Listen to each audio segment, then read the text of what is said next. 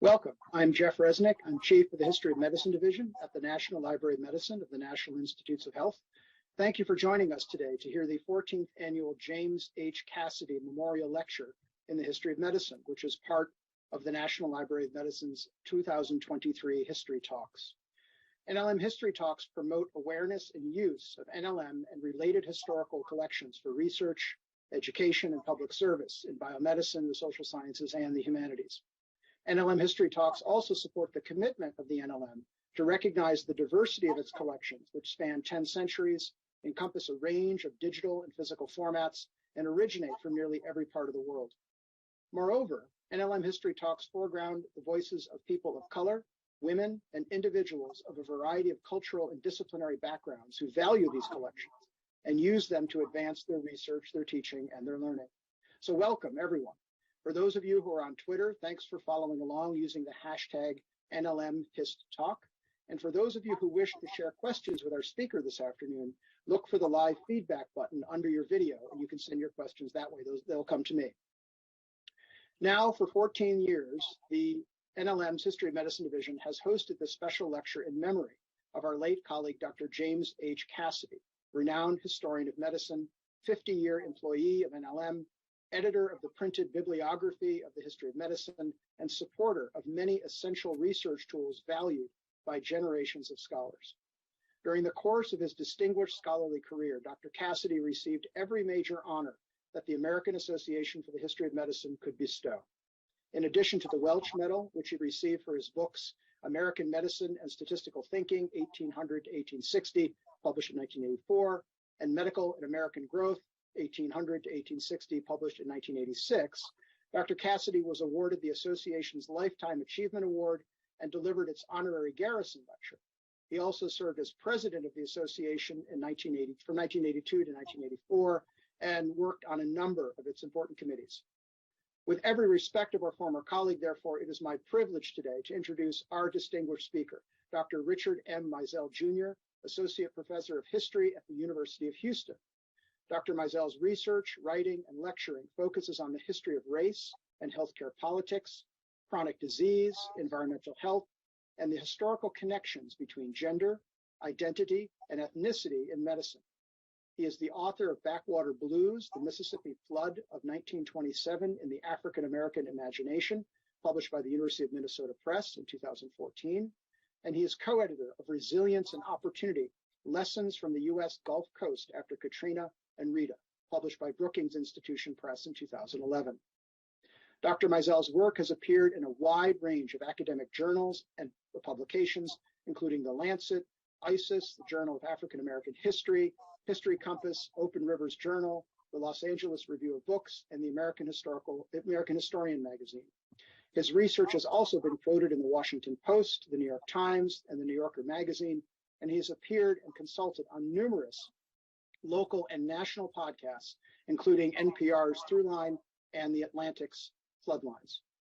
Dr. Mizell performs public history work on the long history of lead poisoning in an environmental metal that has sickened vulnerable people for well over a century. This is where his work intersects with that of the National Library of Medicine.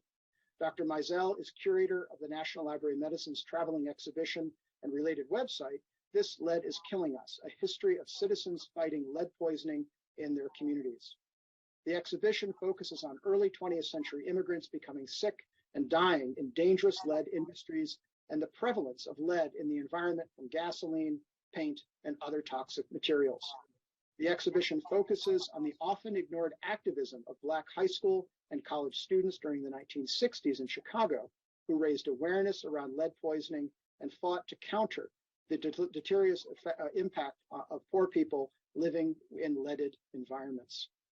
Dr. Mizell is currently writing a history of race and diabetes in the 20th century, and this is the subject of his talk today, entitled The Many Faces of Diabetes, Complications and Debility in Late 20th Century America. Dr. Mizell, welcome to the National Library of Medicine virtually. It's a privilege and a pleasure to host you today, and very much looking forward to your talk. Over to you. Thank you.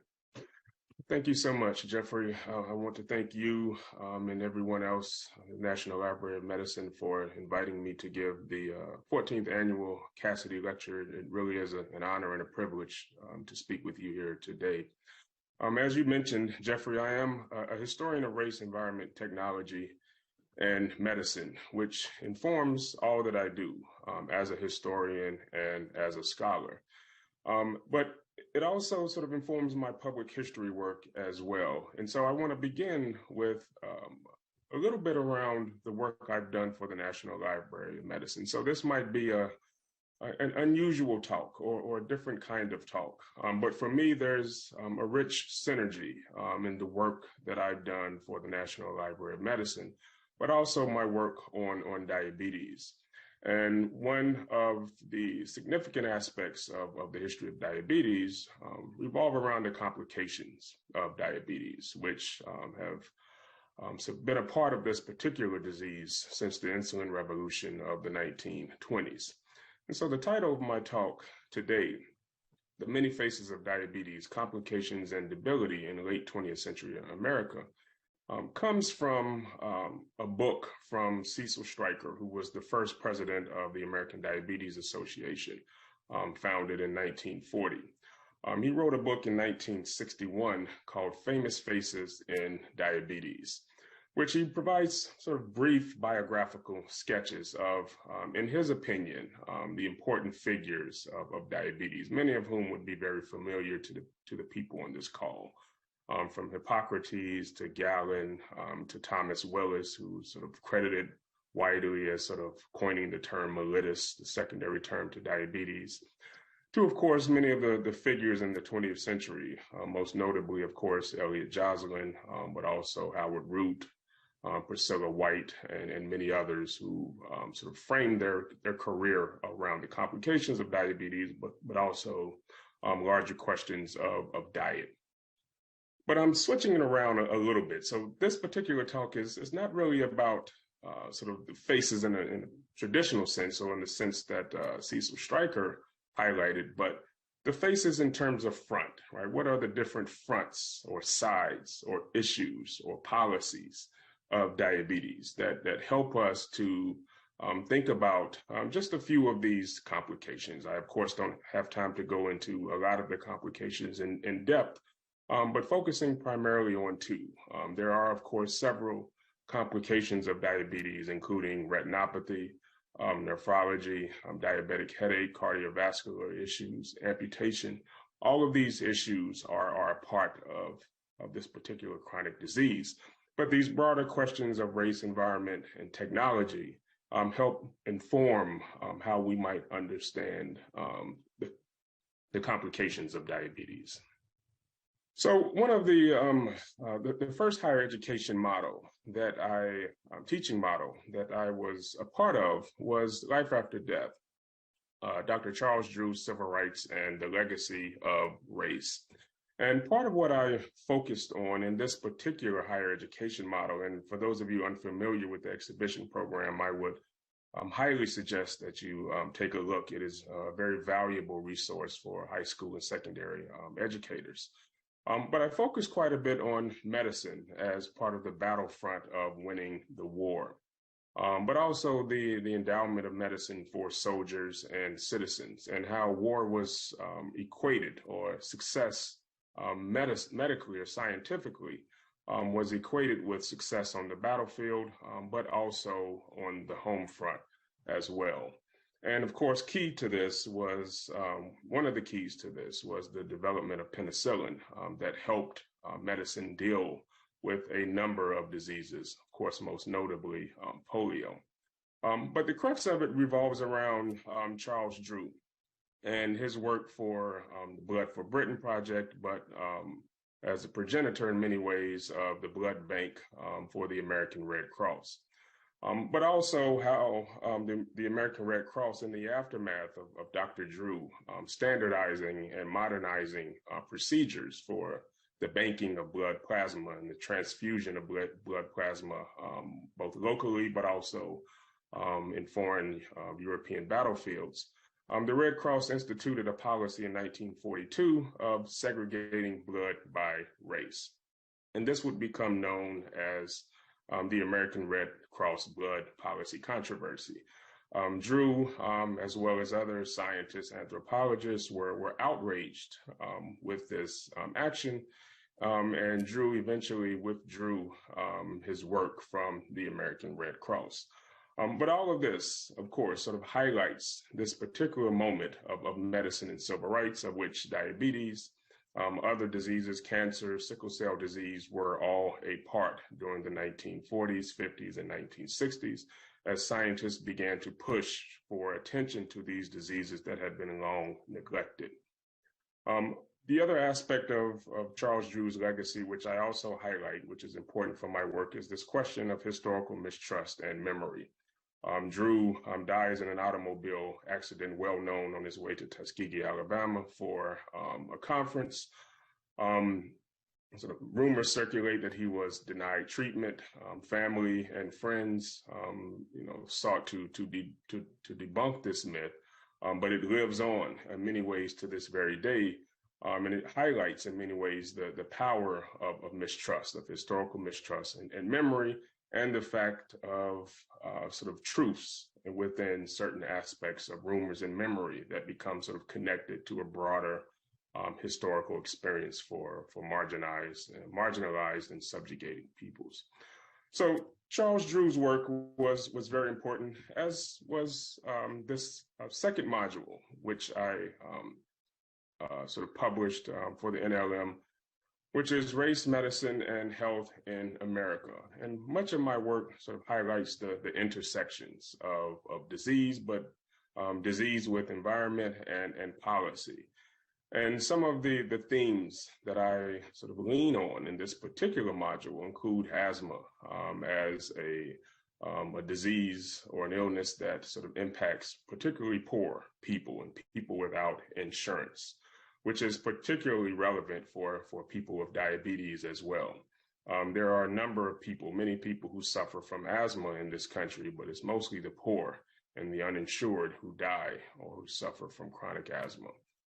Last year actually made 40 years since the Warren County protests in Warren County, North Carolina, in which PCBs were dumped in a predominantly Black neighborhood, a neighborhood that was 64% Black. This represented in many ways, the first large-scale environmental protest in American history, which led to 500 arrests from an interracial group of activists, sort of leaders, but also students and clergy. The 1995 heat wave was also important, sort of highlighting what the sociologist Eric Klinenberg describes as a social autopsy, but also thinking about questions of vulnerable populations, populations living alone and who do not have access to resources that might help them endure an environmental disaster. And those issues were also sort of prevalent with Hurricane Katrina. Much of my work on Katrina and diabetes, highlighting the complications of the disease, what it means to have to evacuate, for instance, when you're on dialysis or you have an amputated limb, or you're on insulin, or you have cardiovascular issues, but also things we often don't think about. One of the complications of diabetes includes skin issues, skin breaks. So there are many examples of people having to wade through toxic-filled waters to the New Orleans Superdome or to some evacuation shelter.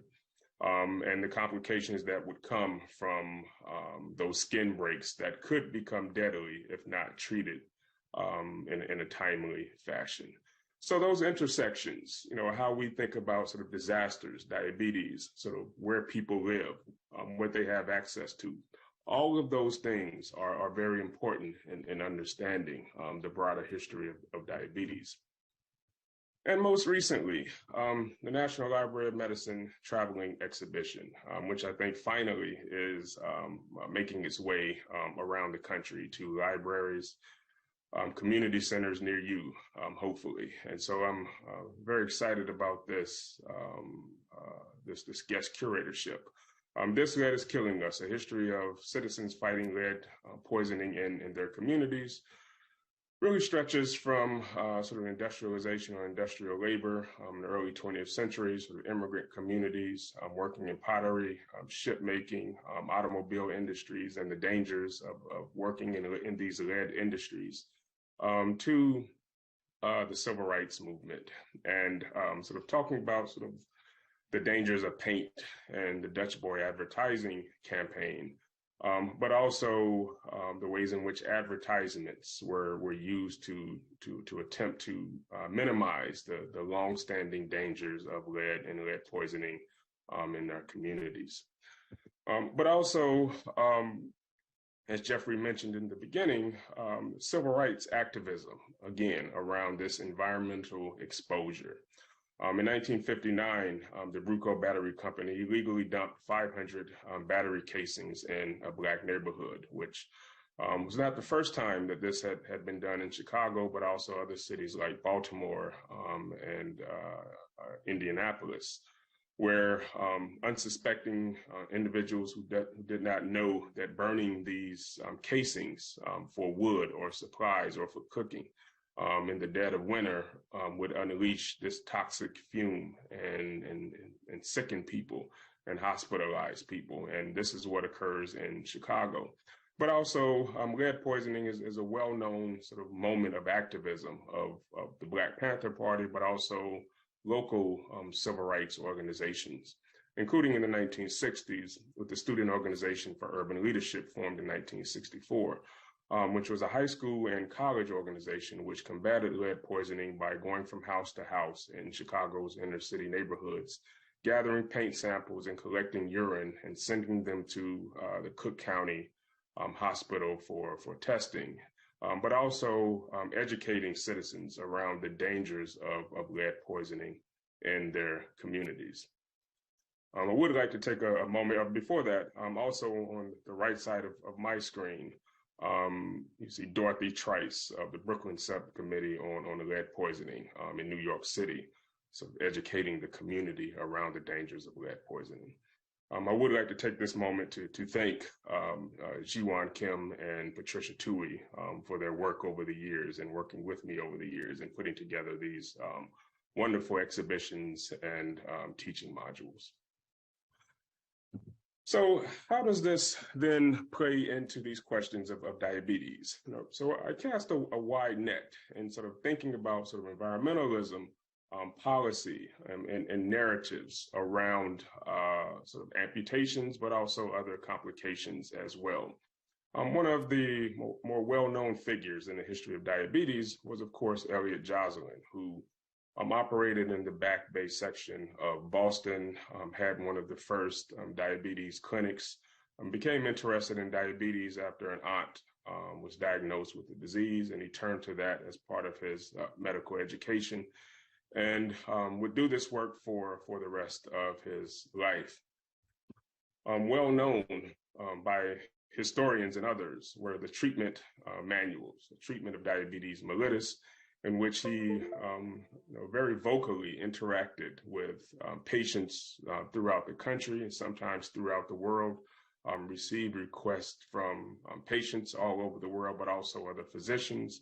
And so he was very visible as a symbol and a figure for diabetes in the early 20th century and throughout much of the 20th century. But he was also uniquely aware of the complications of diabetes, and though he did not often sort of frame them in terms of sort of racial disparities, he would sometimes sort of highlight the fact that poor people seem to be impacted by the complications of diabetes more so than other people, especially after the insulin revolution of the early 1920s. And he talked specifically at times about this question of amputations.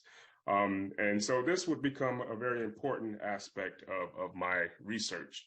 And not only Jocelyn, but other sort of figures, physicians, were also sort of paying close attention to the complications of diabetes. This anonymous journal in the New England Journal of Medicine, January 4th, 1934, Of What Shall Diabetics Die? A morbid title, to be sure, but also highlighting the many issues or sort of complications of people with diabetes, whether cardiovascular disease or renal or neuropathy, or many of the other sort of issues that people were having. These conversations were always at the forefront of sort of physician minds and nurses and dietitians. And much of my work deals with physicians, but also with the other constellation of sort of health professionals that have largely been ignored by historians, including nurses, including the dietitians and nutritionists that were sort of operating in many different spaces. And I make the case that for many Black people, particularly in rural parts of the country, they were much more likely to come into contact with a nurse rather than a physician. So of what shall diabetics die, and sort of how to think about these questions of complications is not new, but people have been thinking about them for quite a long time. Although many of these sort of narratives or conversations that we're having today are certainly rooted in many of the issues, social and political, that we're dealing with at this particular moment. So just as a way of scale, which is always important in sort of grounding people, the World Health Organization, relatively recent, argued that there are roughly 430 million people in the world with diabetes. The CDC argues that there are approximately 37 million in the United States with diabetes. Dialysis, 500,000 in the United States and another 1 to 2 million worldwide. So part of my work then revolves around this question of dialysis. And if you pay attention to your sort of neighborhoods, you might see these two giant dialysis companies, DaVita and Fresenius, which operates roughly 80% of the market share of outpatient for-profit dialysis. U.S. Renal Care is a distant third, but these questions sort of highlight the differences between for-profit and not-for-profit dialysis companies. Not-for-profit are usually dialysis operations inside hospitals, but scholars have written that not-for-profit provides significantly better care and access and treatment as opposed to the for-profit industry that is operated by DaVita, Fresenius, and others.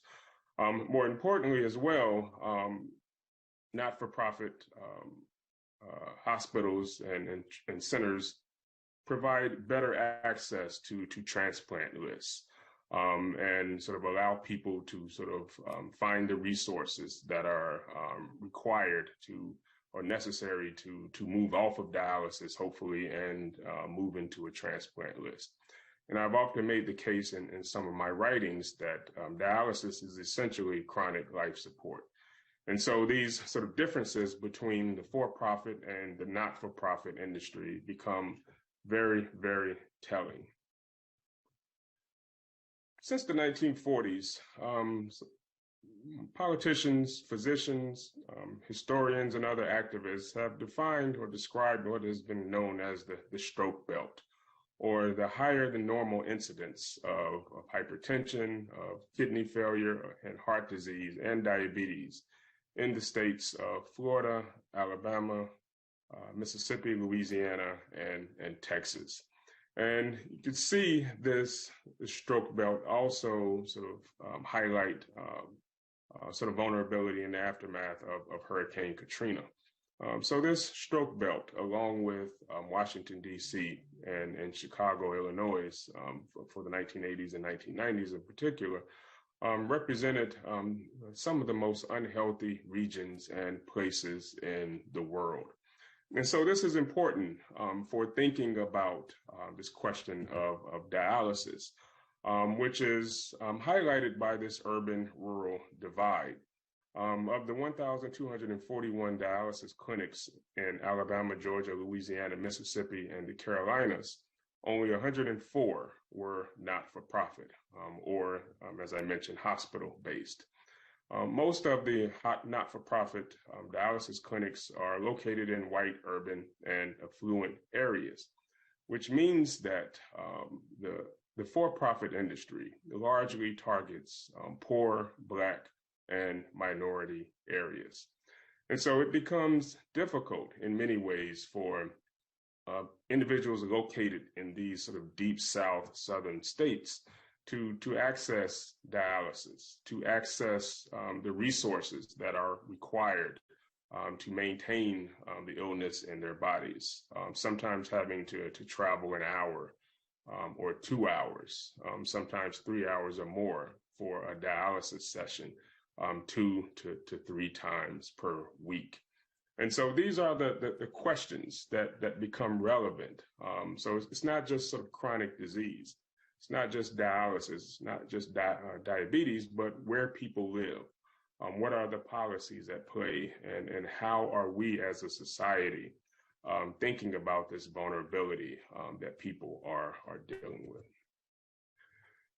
Insulin, of course, 8.3 million roughly type 1 and type 2 individuals in the United States require insulin to live, and another 30 to 40 million type 1 and type 2 globally. And many of these statistics actually don't take into consideration what people sometimes call pre-diabetes, which is, can maintain its own sort of separate category and drug sort of considerations as well.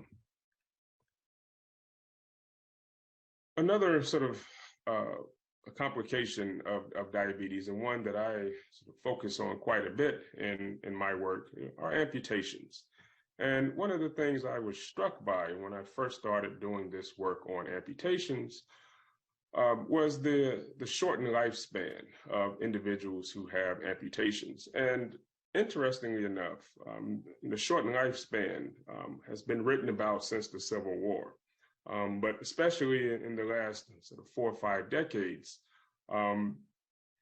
individuals who undergo an amputation have at times a lower life expectancy than some people with diagnosed cancer. So that sort of pushed me to think of why and how. And of course, one aspect of it is by the time someone needs an amputation, the body has been ravaged to a point that there are likely to be other sort of issues going on in the body that are related to diabetes, but also sort of heart failure as well. But the key to some of this revolves around the idea of whether these amputations are required or whether they're needed. And what does the history of race and racism and policy tell us about Black people, minorities, poor people, and space with these broader questions of amputations? And roughly 140,000 diabetes-related amputations occur every year. Black people are 3 to 4 times more likely to endure amputations and have much lower rates of angiogram screening for nerve damage and PAD, or peripheral arterial disease, which much research in ProPublica and some other sort of journals lately have sort of talked about the ways in which sort of revascularization surgery, for instance, could help to open up the sort of the vessels that are blocked going down to the legs, which require, if not checked, amputation. But if done in time, then those surgeries could prevent amputations for many individuals. However, one of the problems is that the medical system in many ways bends towards surgeries first rather than the chronic long-term requirements and surgery that would help to prevent people from enduring amputations. In other words, it's easier for physicians to get reimbursed quicker if an amputation occurs rather than the work of surgery, but also sort of long-term care. And that is an issue and problem that we as a society must face and take on. Zip codes, again, sort of play an important role in this. Amputations are twice as likely to occur in low-income communities. Similar to what I was describing around asthma, sort of lack of health insurance is important, but also the high cost of insulin, the affordability of insulin remains, even in the aftermath of some minor changes, it remains a significant barrier to people dealing with the disease in their bodies. But also, as I just mentioned, access to revascularization surgeons, podiatrists, nutritionists, and physical therapists, right? So we talk about these deserts, sort of food deserts and sort of pharmacy deserts, but there's also medical deserts as well, sort of nursing deserts. One aspect that I've been thinking about quite a bit lately is physical therapy deserts, which of all of these in some ways does not get enough attention, right? When people need a physical therapist, there's some interesting work coming out of Chicago and in some of the communities. So not just rural, but also urban spaces as well, where you need a physical therapist, either in the aftermath of having an amputated limb or to help prevent an amputated limb. But there is no physical therapist within a reasonable area. So podiatrists, surgeons, nutritionists, all of these play a role, but also inadequate access to research hospitals. In some of the states that I was just mentioning, many people are exposed to smaller clinics, to smaller hospitals, that even if they want to do the revascularization surgery, or even if they have sort of a desire to do so and a willingness to do so, might not have the technology or the expertise or the framework to do so to help those individuals in need. And this, of course, sort of plays into a more recent trend, which we also haven't talked enough about, which is the closing of rural hospitals in the last several years, particularly in the states of Georgia, Alabama, Mississippi, and Oklahoma.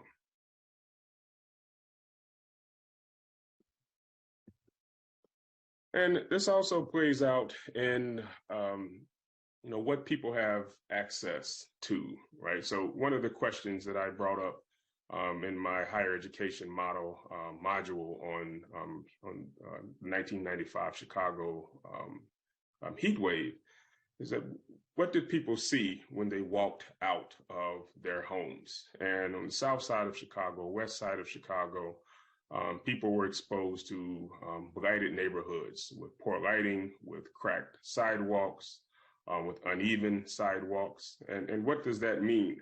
So particularly the elderly were afraid to come out of their homes, even though there was a massive heat wave occurring, because they did not want to trip over the sidewalk and fall and break a hip.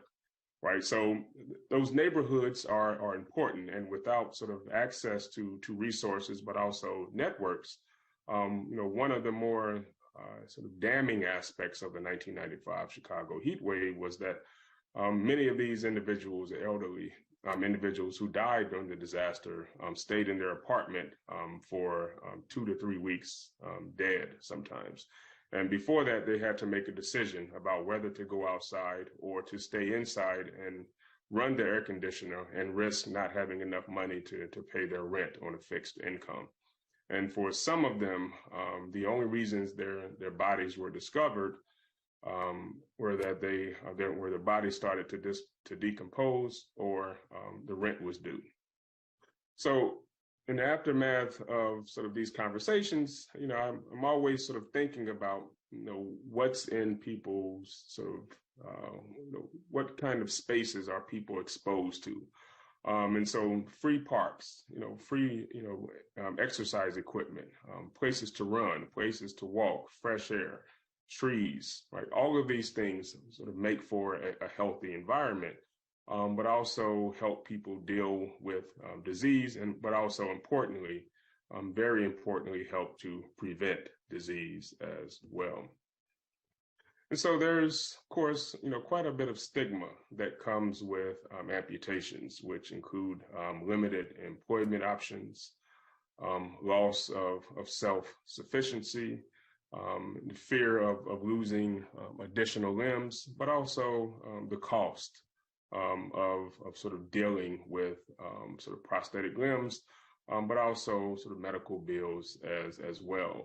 Some reports estimates sort of say that because your body changes, people have to replace prosthetic limbs every 3 to 5 years, and Medicaid and Medicare takes care of some of this, but there can still be additional fees, particularly around drugs and drug treatment that occur.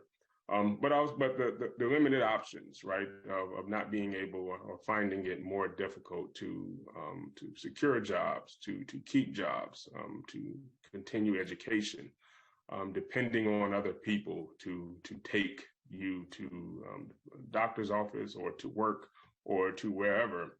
And this, of course, for those of us who do work on chronic disease, this is, of course, nothing new, right? There's always a sort of a perimeter to sort of the history and narrative of chronic disease that we must sort of always think about, who are the people who are caring for those individuals with chronic disease, and what are their lives like. But also, again, the fear of losing additional limbs. If you lose one limb, in some ways, it can make you more vulnerable to losing a second or an additional limb. So, I think about these questions of race and disability. People with, diabetes or other people are, lose sort of limbs for a number of particular reasons, diseases, accidents, other factors. But there's a certain kind of, stigmatization that comes with being Black and having an amputated limb, but also being known to have diabetes and have an amputated limb.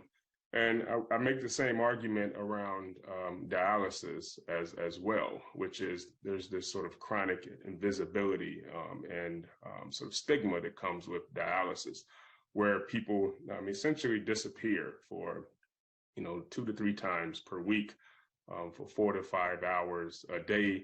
But we don't talk about dialysis, the way we talk about other forms of chronic disability. And so those questions become important for me, but are connected to a much sort of longer history as well. So as a historian of medicine and a historian of technology, I often think about, this question of sort of race and technology, but also disability. And of course, one of the sort of scholars who has sort of shaped my way of thinking, but also that of a generation, is Langdon Winter's The Whale and the Reactor: A Search for Limits in an Age of High Technology. At issue is the claim that the machine structures and systems of modern culture can be accurately judged no more for their contributions to efficiency, but also productivity, but also for the ways in which they can embody specific forms of power and authority. And that last piece is really telling, right? Which is, what are the ways in which this technology embodies specific forms of power and authority. And, that is also sort of part of my work and what I've been thinking about quite a bit over the course of the last couple of years, which is, what does it mean, for example, to have an artificial limb that does not match your skin color, or thinking about what the scholar Irving Goffman has called the presentation of self. And, these sort of technologies are sort of difficult to come by in terms of matching, skin color for non-white bodies. In other words, non-white individuals have a much harder time, or have had a much harder time, sort of finding sort of prosthetic limbs, either legs or arms that match their bodies. which means that, many of them sort of experience sort of shame and stigma and wear stockings or pants in the summertime to cover up their limbs because they do not want to show this mismatched limb on their bodies. And sort of the sort of fear that they feel of being ostracized in public, but also the shame and the guilt as well. And so, complications are then an important way of thinking about diabetes. And as I've sort of shown throughout this particular sort of short conversation, are very much tied to, broader questions of race, questions of environmentalism, but also questions of technology as well. And in order for us to think about these questions, it's important for us to put on our policy hats as well, and for historians to interact with other scholars, but also to interact with public officials and politicians as well. And much of my work, to conclude then, deals with this sort of collision of disasters. We are, of course, in this moment of COVID-19 pandemic. And from the very beginning, those of us who work within the realm of public health, history of medicine, understood that Black people and minorities and the socioeconomically depressed groups would suffer disproportionately from the pandemic. And one of the points that I make in some other writings is even during the height of the shutdown, people with dialysis had to go in. They had to go to their dialysis clinic 3 to 4 times a week, no matter how far, regardless of how many buses they had to take, regardless of how many people had to be conscripted to help take them and sit and wait for them, because this was life or death. So this sort of epidemic of dialysis then connects or collides with the epidemic of a pandemic. But the same thing with diabetes and amputations as well. There was World Health Organization made the point a couple of years ago now that many of the diabetes and diabetes-related clinics were shut down, not just in the United States, but throughout the world, which would then lead to an elevation in amputations. And since 2021, there have been heightened amputations among certain groups of people based on the shutdown of these necessary clinics, but also the long-term damage and ravaging of the body that occurred because of these shutdowns and the lack of access to these spaces. But also individuals with diabetes, and this is a point that I'll end with that we don't often think about, which is that, diabetes, particularly type 2, but also type 1 as well, lowers the immune system. And when your immune system is lowered, it makes you that much more susceptible to viruses, but also to other illnesses as well. So again, you see this sort of narrative, a moment in which these sort of disasters collide. And collide in a number of ways over the course of the last century. So with that, we'll stop, and thank you so much for your attention. And again, I am very honored to give this Cassedy Lecture, and I look forward to any questions that might come. Thank you. Dr. Mizell, thank you very much. And we do have several questions that have come in. And just a reminder to those who are watching, under the live feed, you'll see a live feedback button. And you use that button to send questions to me, which I'll be happy to ask Dr. Mizell. So one of the questions that's come in, bit of an echo here. Pardon me. So someone writes in, thank you very much for this informative and important talk. You mentioned civil rights activities like the Student Organization for Urban Leadership and their efforts to educate the public. Those activists themselves become educated so they could take on these important actions. Are there examples or models that we can use today to ensure that this kind of activism continues to succeed?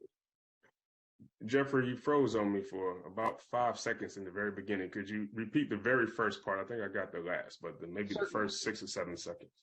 Certainly. The questions are, how did those activists, the activists of the Student Organization for Urban Leadership, how did they become educated in the first instance so they could take on their advocacy actions? And are there examples or models that we can use today to ensure that this kind of activism continues to succeed? Yeah, and I think that, many of those, first of all, there were a lot of activists during the civil rights era, medical activists. And of course, you had the Medical Committee for Human Rights, which other scholars have talked about, who were sort of working to desegregate higher education, but also the medical societies and all of the sort of internships and spaces. But you also have, a number of environmental issues around asthma, around sickle cell disease that were sort of prevalent and in the face of individuals, particularly in urban communities, but also in rural communities as well. Even an organization like the SCLC, for example, not much, but, they were aware of, certain medical issues. And if you go into the archive, deep into the archive, you'll see these hints and these portents of these organizations who, in the midst of talking about desegregating sort of restaurants and hospitals and stores, we're also talking about sort of diseases. So it's not, sort of far-fetched when you really start to sort of think about the legacy of the civil rights movement. I think what's really fascinating about SOUL, which was the organization, was that it was high school students, high school and college students. But I think, that in part comes in the aftermath of, this 1959 sort of disaster in the Chicago neighborhood, where there's an elevated awareness of lead and lead poisoning in communities. And then you have the Black Panthers, who would come, much later. But I think there was, and Markowitz and Rosner talks about this a little bit as well. There was this sort of dynamic debate about what was causing lead poisoning, whether it was the paint industry or the lead industry or the housing. And people were wrapped up in that, and they understood the sides, and they understood that both sides were attempting to blame poor inner city residents. Both the lead industry and housing both argued that it was the inferiority or genes even of Black or sort of Latino inner city residents that resulted in their sickness. So in terms of how we continue that, I think in some ways we are, these sort of civil rights organizations, even today, are continuing to sort of elevate many of these issues. But also, again, and this is sort of going back to that last point that I was making, which is that we need to sort of continue to talk outside of our comfort area or silos to sort of interact with other individuals, organizations, and policies and academics as a way of making sure that we continue to have a robust movement around these environmental and health issues. Thank you. And perhaps to follow on that very thought, someone writes in, you use the concept of deserts to convey lack of access to much needed medical knowledge and expertise. This is an ideal metaphor. Is it used widely? And if not, it should be. If it is not used, what terms do historians and policymakers use, either separately or together, to convey this distinct and evidence-based lack of resources in communities of color and other communities, of course? Yeah, I think it is widely used now. If you just Google food deserts, then you'll see, quite a bit of information come up. Just yesterday, I Googled physical therapy deserts and not much came up. So, it depends on the kind of desert, pharmacy deserts, that kind of information. There was, of course, a well-known sort of article many years ago now on sort of pharmacy deserts and how in certain communities there's no access to pharmacies, which of course was reified most recently during the COVID-19 pandemic, in which people in certain communities didn't have access to the vaccines because there was no, no Walmart or CVS or even a local pharmacy in the area. Incidentally, one of the first places that you really read about food deserts are in novels. I'm thinking in particular Walter Mosley's Always Outnumbered, Always Outgunned, where he talks about food deserts in Watts. That's an example of sort of literature in many ways leading the way, and public policy and health officials and scholars and researchers coming on the aftermath. But I think deserts are a very visible but also useful window into thinking about who has access to what, why, and why not. Thank you. That's very interesting. And I'm sure many people will be Googling to kind of drill down on it, because the prevalence in certain areas, in certain topics and others is fascinating. That's a paper in itself. Thank you. Another question is, recognizing that preventative medical support like vascular surgery can be far less expensive than more drastic measures like surgery, are there incentives for medical providers to provide the preventative support for patients on government programs like Medicare and Medicaid instead of waiting until amputation is required? Well, I think that's a great question, and I think that is just the issue. That the information that I have come across and I have read makes the point that preventative care works, but the system doesn't reinforce that for whatever reason, but it should, and it could really sort of help to sort of nail down or sort of eliminate these unnecessary amputations.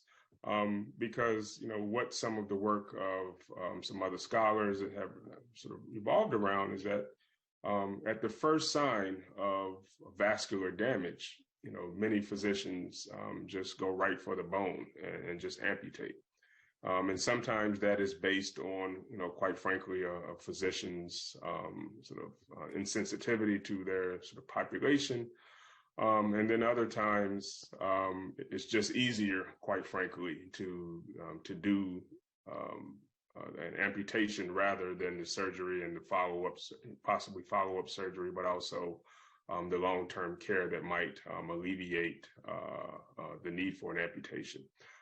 So, that's sort of one of sort of the questions that we need to address, as scholars, but also academics, which is, how do we make the government work so that sort of physicians have more resources and that they are required to look at all options before an amputation occurs? Thank you. We have time for one more question, and that is related to your comments about material culture, the objects that the artificial limbs that you showed and discussed.